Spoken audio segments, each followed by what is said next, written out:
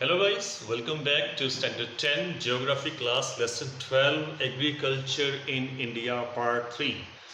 In the previous video we read about the cash crops, they're like cotton, jute and sugarcane. Now we are reading about beverages. What is the meaning of beverages? जो crops drinkables होती हैं just like tea and coffee, they are called beverages, tea and coffee.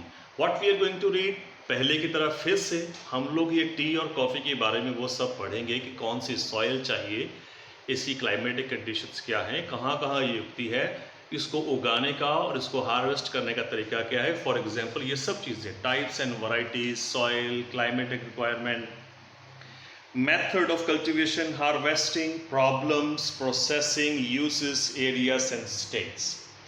तो पहले की तरह चलिए हम लोग ये सब चीज़ें पहले टी के लिए पढ़ेंगे, उसके बाद कॉफ़ी के लिए पढ़ेंगे. चलते हैं बुक पर. तो सबसे पहले हम पढ़ेंगे टी के बारे में. कहते हैं the tea bush is suppose to be indigenous to China, मतलब ये चाइना में सबसे पहले शुरू हुआ था.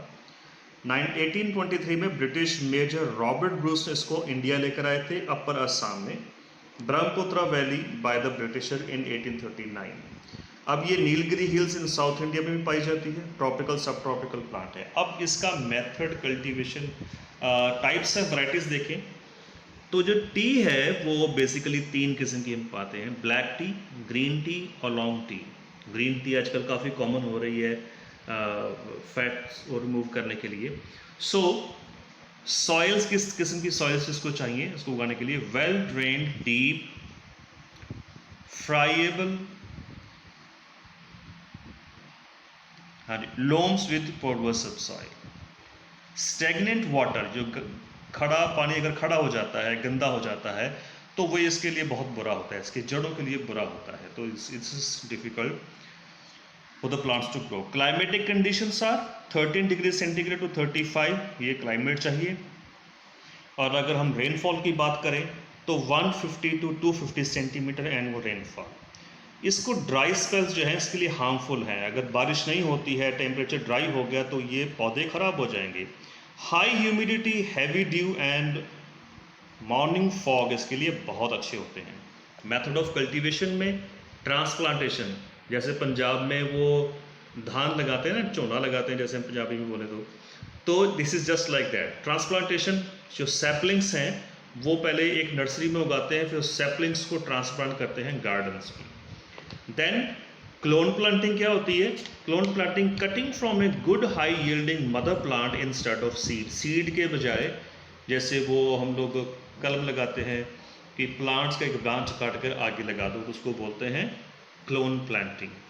और हार्वेस्टिंग कैसे होती है? Plucking tea leaves, just like जो आपने टी गार्डन्स में देखा होगा, वो लेडीज़ लगी होती हैं, उनके पत्ते ऊपर के 2 बर्ड्स, जो छोटे छोटे 2 पत्ते हैं उनको बर्ड्स बोलते हैं, वो तोड़ के इकट्ठे करते जाना.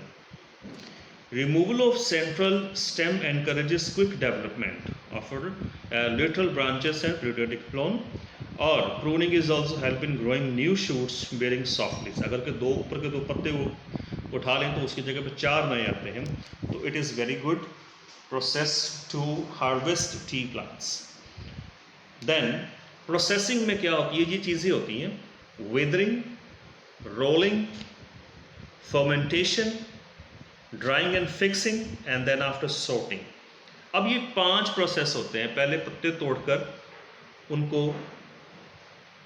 ओपन एयर में रख दो, रिमूव, मॉइस्चर रिमूव करने के लिए उसमें से. दूसरा जो होती है रोलिंग, उसमें क्या पत्ते जो होते हैं सूख कर मुड़ जाते हैं. तीसरा फर्मेंटेशन, उन पत्तों को सीमेंट्स टेबल्स के ऊपर रख कर उनको धूप लगवाई जाती है.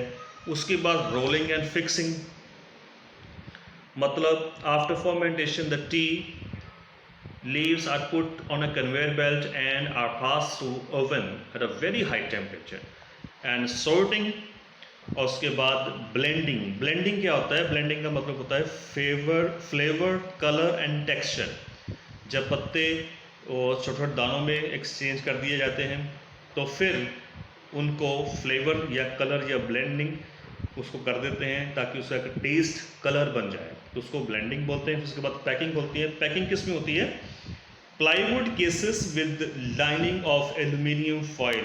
कभी आप किराने की दुकान पे जाओ तो जिसमें उसने चाय पत्ती रखी होती है, आजकल तो वैसे पैकेट आते हैं, पुराने ज़माने में अगर खुली चाय देखो तो वो प्लाईवुड केसेस में होती है, जिसमें अंदर एल्यूमिनियम की फॉइल लगाई हुई थी उन्हें। और प्रॉब्लम्स क्या होती हैं इसकी? तो एक तो है इसकी चाय की कीमत कम हो रही है, दूसरा ये labour demand reduction, the number of labours कम हो रहे हैं, तीसरा इसकी स्टोरेज प्रॉपर नहीं हो पाती, और चौथा है पेस्ट प्रॉब्लम, कीड़े मकोड़ों से ये इसको बचाना मुश्किल है। एरियाज ऑफ स्टेट में देखें तो north east India, south India में, नॉर्थ ईस्ट इंडिया में Assam hill regions, Brahmaputra valley, west Bengal is the second largest producer of entirety of West Bengal. It's called. और अगर हम लोग साउथ इंडिया की बात करें तो साउथ इंडिया में आप देख सकते हैं Nilgiri, cardamom, Palani, Annamalai hills in Tamil Nadu, Kerala and Karnataka, ये मेन प्रोड्यूसर्स हैं चाय के। और importance of T in India, हम सब लोग बहुत चाय पीते हैं तो ये बहुत इंपॉर्टेंट है हमारे लिए। India is the largest producer of T in the world, it earns a lot of foreign exchange in the country. So ये सबसे बड़ी बात है। Now let's talk about coffee. Coffee is the second most important beverage crop in India next to tea. इसकी 3 किस्में होती हैं basically, ये है अरेबिका, कॉफ़ी रोबस्टा और कॉफ़ी लिबरेका। Now अब सॉइल की बात करें तो ये rich friable loam containing good deal of humus की सॉइल इसमें उगती है। Coffee arabica grows well in an altitude between 900 to 1200, ये देखो ये इतनी हाइट पर ये सबसे बेस्ट उगती है। क्लाइमेटिक रिक्वायरमेंट्स में 15 degree centimeter to 28 degree centimeter year round इसका टेम्परेचर चाहिए, और इसको रेनफॉल चाहिए 120 to 200 centimeter. Coffee plants cannot tolerate frost, snowfall, very high temperature and prolonged drought conditions. उनसे इनको बचाना पड़ता है। Method of cultivation में कॉफ़ी को in the earlier stage it is grown under shady trees which dalab, silver oak और jackfruit। जो बड़े बड़े पेड़ होते हैं जिनके ये नेम लिखे हुए हैं ये उनके नीचे इनको उगाया जाता है ताकि डायरेक्ट सनलाइट, फॉग वगैरह इनके ऊपर ना गिरे। एक कॉफ़ी प्लांट लगभग 3 से 5 साल में रेडी हो जाता है इन 3 इयर्स में, और आगे फिर 30 से 50 साल तक एक ही प्लांट फ्रूट्स देता रहता है। तो ये सबसे इम्पोर्टेंट पॉइंट है। इसके प्रूनिंग जो अक्टूबर और नवंबर में सनी वेदर में इसकी जो प्रूनिंग यानी कि इसको हार्वेस्ट किया जाता है। कॉफ़ी अरेबिका अक्टूबर नवंबर में और रोबस्टा जनवरी टू फरवरी में। और प्रोसेसिंग में एक है वेट एंड ड्राई मेथड जिसको हम बोलते हैं, और पार्चमेंट, कॉफ़ी और प्लांटेशन। अगर आप ये पूरा पैरा ठीक से पढ़ेंगे तो आपको बहुत सी चीज़ें बिल्कुल क्लियर हो जाएंगी विदाउट एनी डिफ़िकल्टी, और अगर कोई डिफ़िकल्टी आए भी तो आप मुझसे ज़रूर पूछ सकते हैं। ये है कॉफ़ी तोड़ने के वक्त की तस्वीर, coffee harvesting. And favourable conditions are annual rainfall range from 125 to 300 centimeter. Coffee is grown on rich, loamy, laterite soil, rich in humus and iron oxide.